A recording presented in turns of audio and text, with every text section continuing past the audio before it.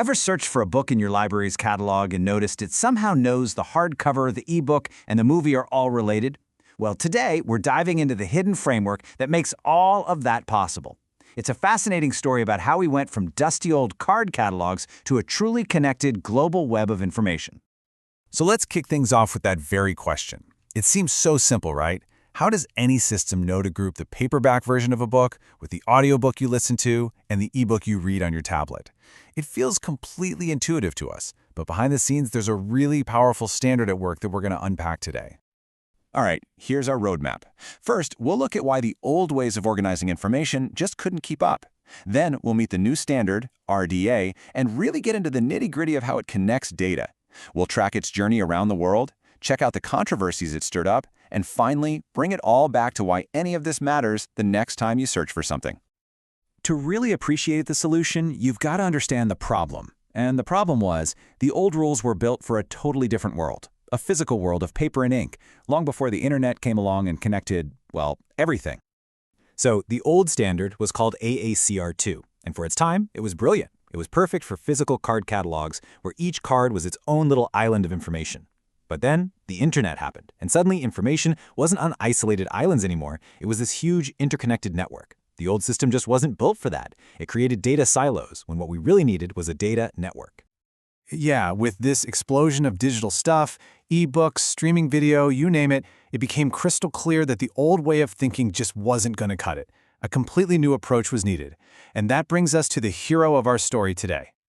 And here it is, RDA, which stands for Resource Description and Access. Its story actually starts way back in 1997, with a mission to completely rethink cataloging for a digital world. Now, don't think of it as just another rigid rulebook. It's more like a flexible framework designed to create smart data that's focused on you, the user, and can connect across the entire web. Okay, so let's get into how RDA actually pulls this off. This is really where you see the magic happen. That shift from just a flat list of items to an intelligent, connected web of information. It's all about teaching computers to see relationships the way we humans do. Here's the breakdown. First, it uses a conceptual model, a fancy term is FRBR, to separate the core idea of something, like the story of Dune, from all its different forms. So the original novel is one expression, the 2021 movie is another, and the audiobook is a third. See? They're all different versions of the same creative work. Second, it gives clear instructions on how to describe each of those things. And finally, this is the really cool part, it links them all together, creating these digital breadcrumbs that a computer can follow to show you all the related stuff. And the end goal of all this? It's something called linked data. It basically means that an author's name in a library catalog isn't just a string of text anymore.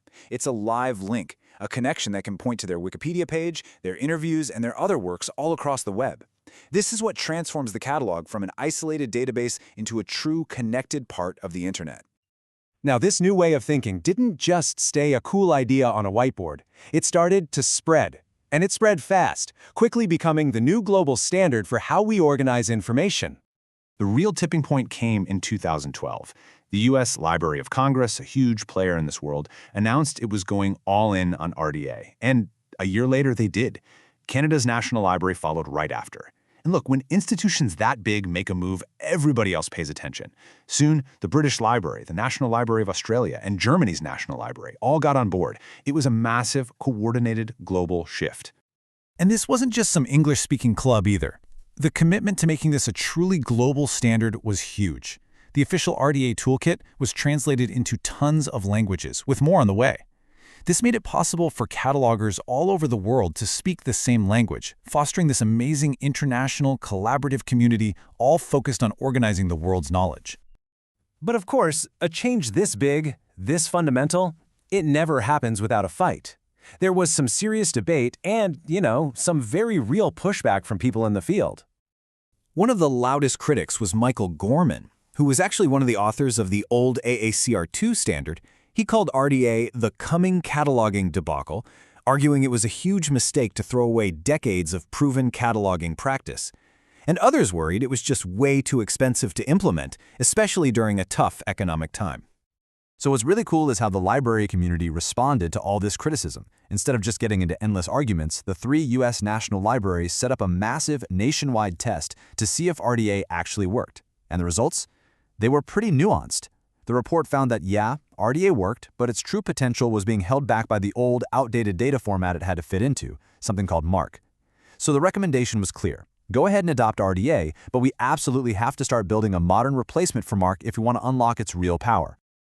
Okay, so after all that history, all the technical details, the debates, what's the bottom line? Why should any of this behind-the-scenes library stuff matter to you? At the end of the day, it's pretty simple. It makes finding what you're looking for way easier and more intuitive. Because RDA is built on relationships, when you search for a novel, the system is smart enough to also point you to the movie version, the movie's soundtrack, the author's other books, maybe even interviews with the director. It answers that question we started with by building a much smarter web of knowledge that gives you results that are actually relevant.